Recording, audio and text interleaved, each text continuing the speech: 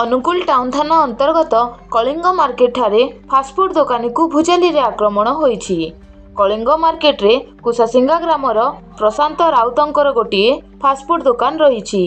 ସେଠାକୁ କରଡ଼ାଗାଡ଼ିଆ ଗ୍ରାମର ଦୀପକ ସାହୁ ନିୟମିତ ଖାଇବାକୁ ଆସନ୍ତି।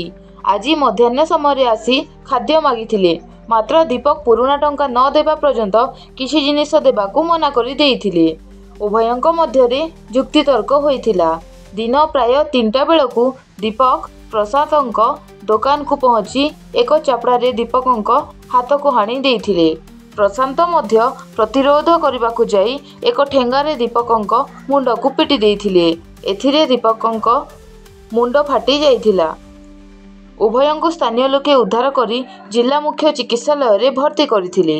ଚିକିତ୍ସାଧୀନ ଅବସ୍ଥାରେ ପ୍ରଶାନ୍ତଙ୍କ ଅବସ୍ଥା ଗୁରୁତର ହେବାକୁ ତାଙ୍କୁ କଟକ ବଡ଼ ଡାକ୍ତରଖାନାକୁ ସ୍ଥାନାନ୍ତରିତ କରାଯାଇଛି। ପୋଲିସ ଏହି ଘଟଣାକୁ ଗୁରୁତର ଭାବେ ନେଇ ଛାନଭିନ୍ ଚଳାଇଛି।